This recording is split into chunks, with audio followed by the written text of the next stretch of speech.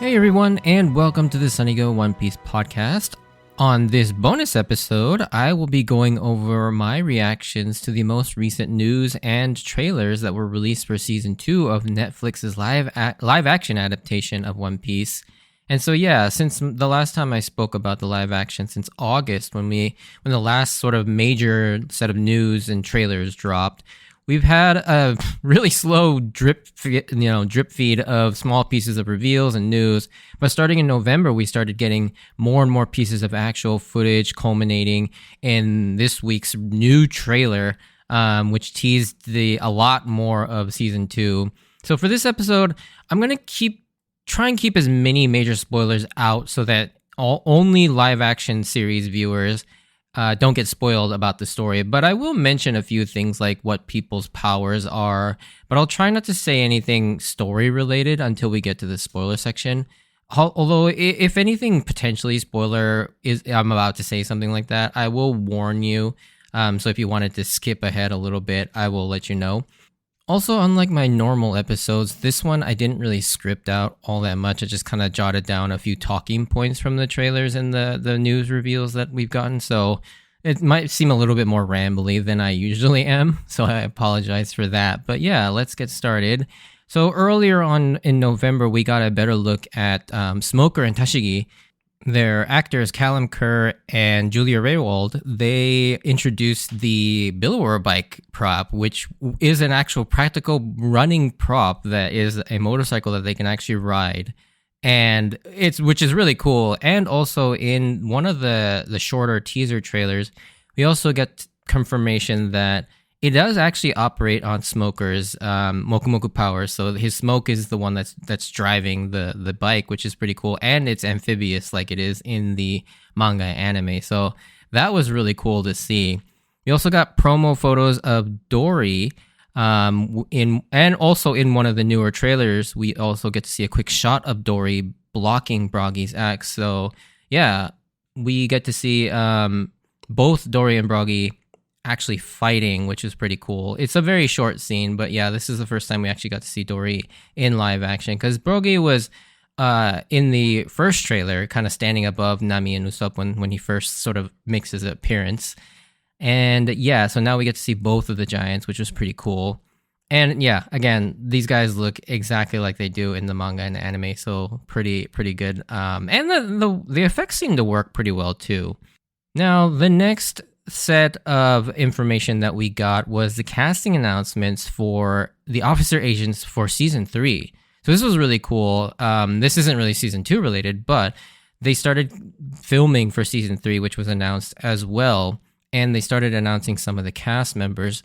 So a few of the new cast that we got were Daisy Head as Miss Doublefinger, Ado, I think that's how you pronounce it, is Mr. 1, and Cole Escola as Mr. 2 Boncre, which, again, all three seem to be perfect casting, especially Cole Escola as Mr. 2 Boncre. He seems perfect for the role, and so I can't wait to see him or them. And yeah, one of the cool things about the Mr. 2 Boncre casting is that if they follow the story, he should have a cameo at the end of season 2. And I'm hoping that since they've already casted them, that they will show up at the end of season 2, where they are basically trying to hunt down Mr. 3, and they're basically threatening all the other men, trying to find where Mr. 3 is, because since Mr. 3 is, at the end of the arc, Luffy beats him. I mean, I guess that's kind of spoiler, but that's not really. I don't know why you would ever think that Luffy would lose. But yeah, so now he's searching for Mr. 3. And so yeah, I would say that's a really cool thing, and I hope that they end up doing that. Similarly, we've also got the casting of Ace, who will be played by Zolo Maridueña. I think that's how you pronounce his name.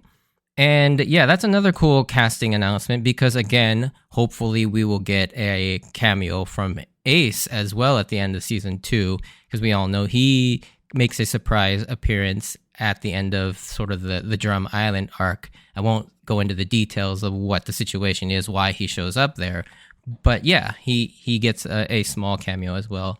Then closer to Christmas time, we got a mini trailer that kind of highlights the voices of Chopper. And so, first off, Michaela Hoover is the US actor for Chopper, while Ikue Otani will reprise her role from the anime as the Japanese voice dub for Chopper in the live action. And then we also get to see a whole host of different voice actors from all around the world who will also be voicing Chopper for their various dubs, which is pretty cool. And in this trailer, we get to see the scene where Nami wakes up after being treated and meets Chopper for the first time in the castle, as well as Luffy and Sanji also reacting to Chopper as well. And this looks like the same location where that intro video of Chopper at the Tudum event took place, but this is an actual scene and not just a scene created for that event. And this scene is pretty cool because we also get to see the back of Dr. Kureha. You can see her standing behind Luffy and Sanji. She doesn't turn around, so we don't actually get to see Katie Seagal quite yet as Dr. Kureha. But I think with this scene, all anyone could talk about when this trailer dropped was Inyaki's physique, because holy shit, he is absolutely shredded now. Like, it's insane. I mean, Taz, we already knew, was in insane shape. Like, if you follow him on social media, like, you know how much training he goes through and like what kind of physique he has. But then to see Iñaki like with like basically an 8-pack is insane. So yeah, he actually looks like Luffy now, especially like, when he gets closer to the time skip, when he does actually look shredded in the anime and the manga as well. So kudos to him on that. But it was just kind of funny seeing all the memes about Inyaki's physique, because yeah, it was crazy. And of course, we've seen Makenyu's crazy like buffed up version of himself as well. So all three of the monster trio are literally becoming monster trios in real life as well. So on Christmas Day, we got another shorter teaser with a few new scenes in Drum, like Zoro with the green coat that he steals from one of Wappo's men, which means we are getting that scene where Zoro almost freezes his ass off trying to train shirtless in the freezing water. So that'll be fun to see. Also, I've noticed that they've further refined Chopper's CGI design. Like, of course, overall, the lighting and the fur looks better because they've had time to refine that part of it. But one thing I've noticed is that they've done something to his eyes to give him like a softer and cuter look. I can't quite put my finger on it, but I tried comparing his appearance in the Tudum trailer to this one that they released on Christmas Day. And I think they made his pupils bigger to give him more sort of that teddy bear look, making him a little uncanny by leaning more into the cartoonish nature instead of making him too lifelike. It's a very subtle change, but I think he looks a lot better. Like he looks a lot cuter and a little less like human-like, which I think is a good thing. So yeah, I think Chopper definitely looks better, and I would hope that they would probably keep refining it even from here on out with the next couple months still remaining. The other significant reveal in this trailer is we got our first look at Mark Herelick as Dr. Hurlook. And he is complete with his absurd sort of like chimney hair, all, going front, left, right, back, and up. And it looks really good. I think he looks really good. Also, his name is crazy similar to the character, which is funny. Like Herelick and Hurlook is just insane casting, just coincidentally. Nothing to say about his acting skills, but that name is just ridiculous how they matched up so well. So that was really cool to see. Which now brings us to the most recent big teaser dropped this week, which is the trailer that focuses mainly on introducing the main antagonist of the season, the Baroque Works agents. Obviously, Wapol is also an antagonist in this season as well, but I think my guess is that they're saving all the Drum reveals till it gets closer to the release of the season, because nothing about really Drum is covered in this trailer. But anyways, we can hear a voiceover from Garp talking about how the Baroque Works were rumors, and I imagine he's talking about them to maybe Kobe and Helmeppo, but I think it's more likely he's telling this to Smoker. And this makes sense that Garp would know this intel based on the fact that we got teases in Season 1 that he knew and was investigating the Baroque Works, as we saw that file and the business card on his desk. I believe it was in like the sixth or maybe 6th or 7th episode in Season 1. I can't remember exactly off the top of my head. But yeah, Then we get to see our first real look at Mr. 3, Miss Golden Week, Mr. 5, Miss Valentine, and Mr. 8. And I have to say, they all look so freaking good. Their casting and costume designs are absolutely perfect. I could not have asked for anything better. And then, yeah, after that, we get to see the continuation of the scene from the last trailer where Miss All Sunday is barging into some kind of marine base that looks to be a scene that is original to the live action series. But here we finally get to see her use her Hana Hana fruit powers for the first time, and holy shit, this looks amazing and brutal.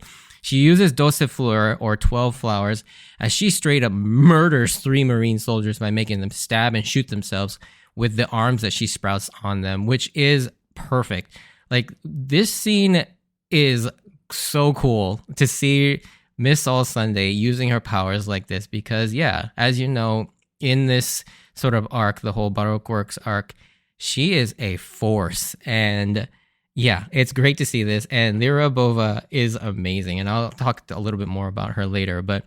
And while this scene is amazing and really sells the threat of the Baroque Works, you know, and how they pose such a danger to everybody, especially as the second in command of the Baroque Works, I find it an interesting choice given what happens with her character later on.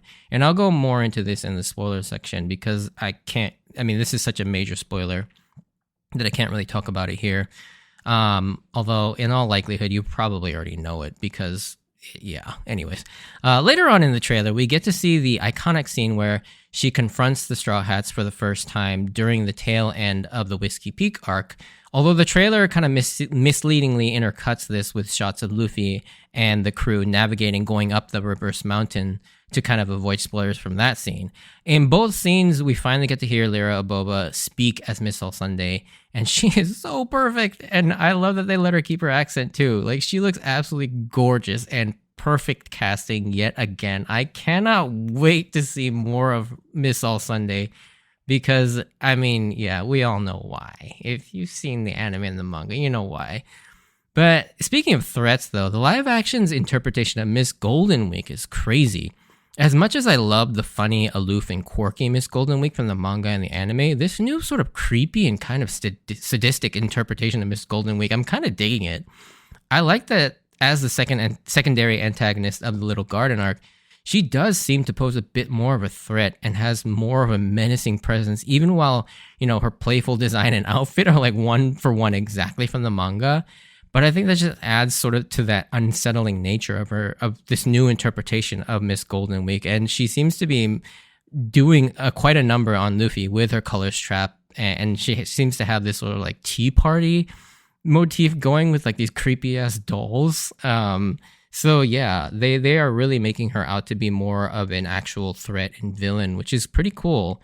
Because yeah, I mean, as you know, in the anime and the manga, she is a threat, but she's more like a comedic sidekick, more so than an actual like antagonist or villain.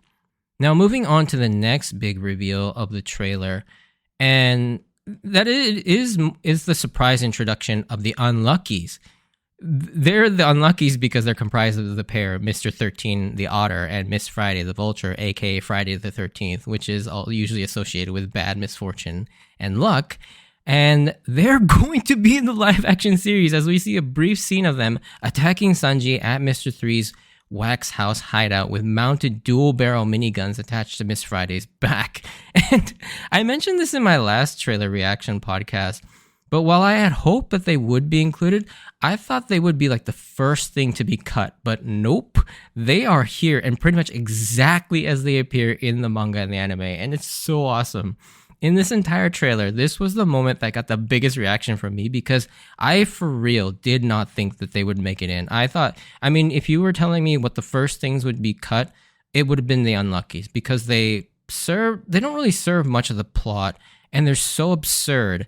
But I love the Unluckies, and yeah, Mr. 13 and Miss Friday are really funny as well. Now, I am just hoping that the sketching scene with Nami in Whiskey Peak will be adapted too, since it's basically confirmed that they are going to be in the series, because I really want that sketching scene to be in the live action. I just think it would be so funny to see that in live action. But anyways, after this, we get a montage of the various Baroque Works agents showcasing some of their powers and fighting abilities, as we see Miss Valentine using her Kilo Kilo fruit powers to ground pound Nami and Miss Wednesday. And speaking of Miss Wednesday, she is shown using her hypnotic dancing attack, which I thought would have been another aspect that was going to be reworked or cut entirely. But here it is, and I think they kept it true to the manga too. And it really is the hypnotic dance, since I don't think I see her holding a perfume bottle, which is a reference to the anime adaptation of this, because they changed it from a hypnotic dance to a perfume dance for the anime. And so I think they are drawing from the manga this time to keeping it to the hypnotic dance.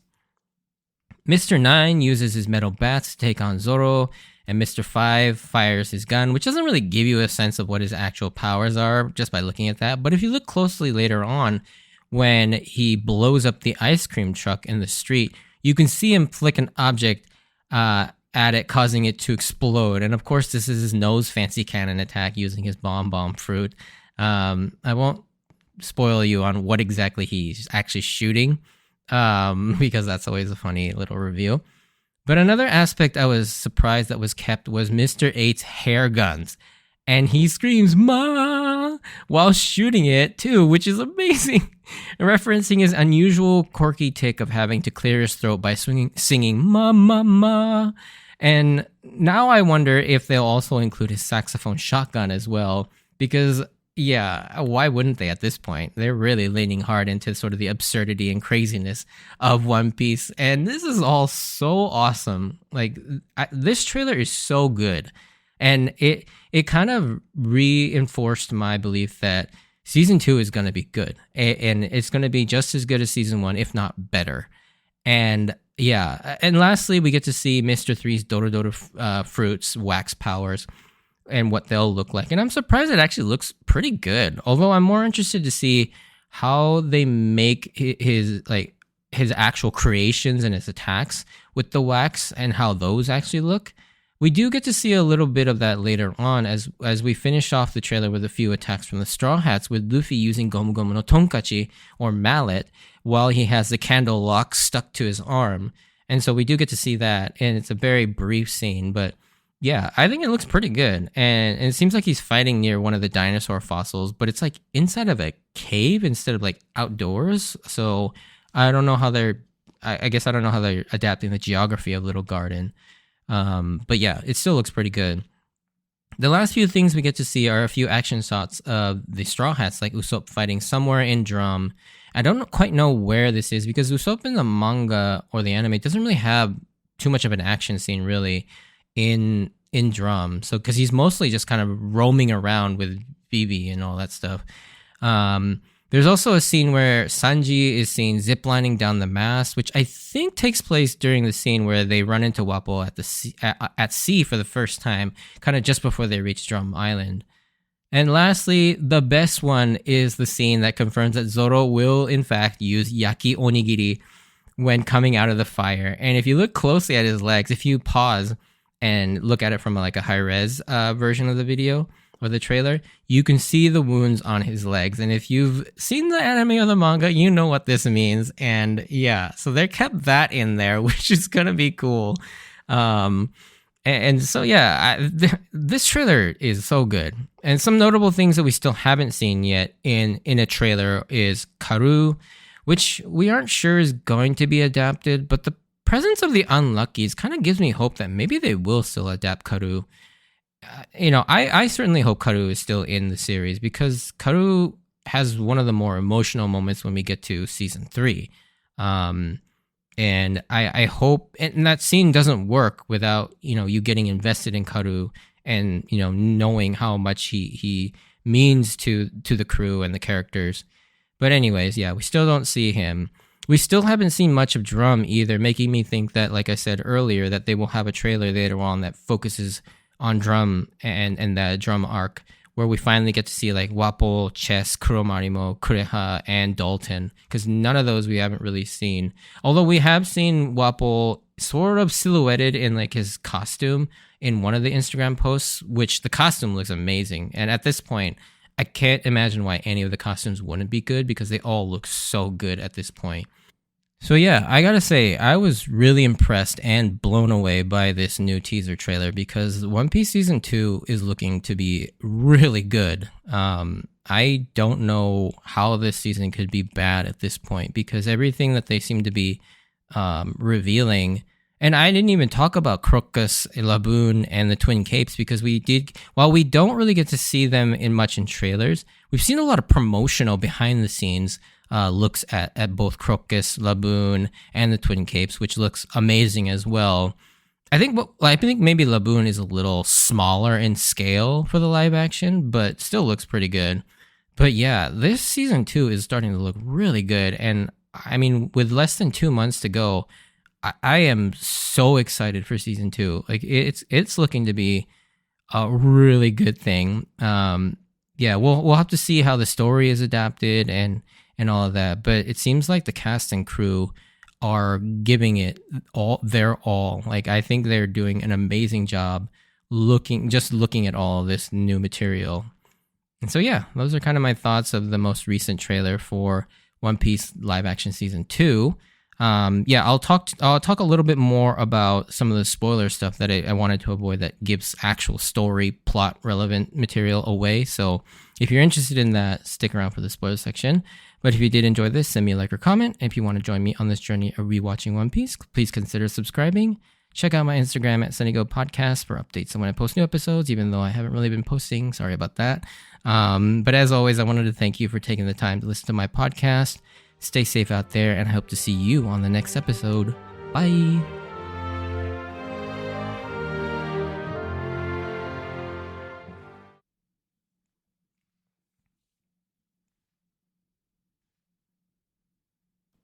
All right, so spoiler section. That was pretty hard tiptoeing around all of that stuff. But yeah, I would say there's a couple things that I wanted to talk about. So it looks like that moment where there's a moment in the trailer, and I think it was the Christmas one where it was more focused on Drum Island and Chopper, but we get to see what looks like the moment where Luffy invites Chopper to join the crew. And I'm a little mixed on that scene because it seems like it takes place indoors in the castle, which I understand why they did that for like budgetary reasons. Like it's hard to shoot outside in the snow and the lighting because it takes place at night and everything. And so, yeah, I'm a little disappointed in that. And it also seems like it has a lot less sort of impact because you don't see that moment where Luffy, goes, "Shut up, let's go!" Like, "Use, iko!" Like, he doesn't have that sort of that big grand gesture. And I'm hoping that may be still in there. And this short snippet it's just a smaller part of the larger scene. But it is a little disappointing to see it like that moment. But yeah, I'll definitely reserve my judgment till I see the full scene and then we get like the context surrounding that. Maybe it's just as good, if not better, with it indoors. Maybe it's more personal instead of more grander like the anime and the manga does. But I think that's one thing I noticed about that scene.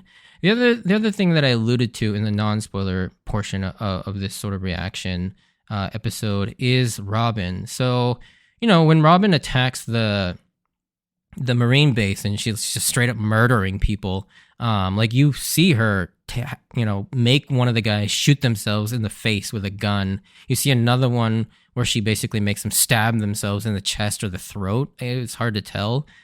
But yeah, these people are dead. Like I don't see how you could not see that. And so I think one of the things that like Oda was always careful with Robin was that you never really saw her murdering people. Like you saw her like incapacitate people. Like she especially when it got to the climax of the Arabasta arc, and you saw her like taking out all those Marine soldiers in Arabasta, behind Tashigi and everything. But you never got the sense that she killed them. And so I think Oda was always very careful not to show her killing people. And even Igaram, he somehow, avoids having him die.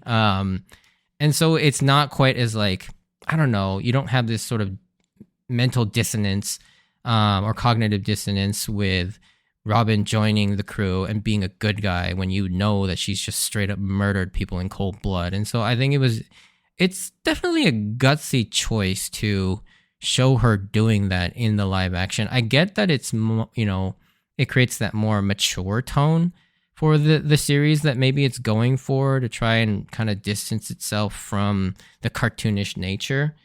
So yeah, that's definitely a decision, and we'll see how that ends up working out, and how that works out beyond the season 2 and season 3 once we get past Arabasta, and when she does actually join the crew, if there is a season 4 or 5 or whatnot, once she is part of the crew and is considered a good guy. And then the last thing I kind of wanted to mention was, of course, Zoro using the Yaki Onigiri, and the fact that he has the wounds on his ankles from trying to cut his legs off so that he can escape the Tokudai candle service set. I'm so glad that all of that is being left in, which is awesome, because that means not only is the candle service set going to be there, he's going to be stuck in there. That means also that I hope that they keep the pose joke in there. And then the fact that since he's coming out of that on fire, that means the way they escape it is going to be relatively the same, where Usopp basically kind of sets the whole thing on fire, melting it. So maybe that's another clue that Karu will also still be, because he's the one that basically runs around wrapping the rope that's soaked with oil all over the place. And yeah, and that means we still get that moment where Zoro tries to basically cut his legs off, which is... that whole scene is so hysterically funny, and yet very, very suspenseful. So I'm very interested to see how they balance the tone, because obviously, like I mentioned, Miss Golden Week seems to be a lot more intense, in the live action series. So yeah, it'll be really fun to see. And so yeah, again, this trailer really reassured me in terms of the direction that the series is going, because they are really leaning into the absurdity and craziness of the series, which I'm so glad that they are, because it looks so good. And yeah, I can't imagine that if they put this much effort into sort of the look and feel of it, that the story won't also match up as well. And if season 1 is to be to be looked at as well, like, yeah, I think just based on that hopefully that will get even better. It is kind of disappointing to see that Matt Owens had to step down, and I hope that season 3 and beyond will still be just as good without him and his passion. I think he will certainly be missed for sure. But yeah, season 2 at least looks really good, and so I'm really excited and to see what Drum is like, as well as just the season. And yeah, we're now down to less than 2 months till the premiere of season 2. So yeah, definitely a lot to look forward to. Anyways, thanks for listening to my ramblings and incoherent mess. But yeah, thanks, and I'll see you on the next episode. Bye.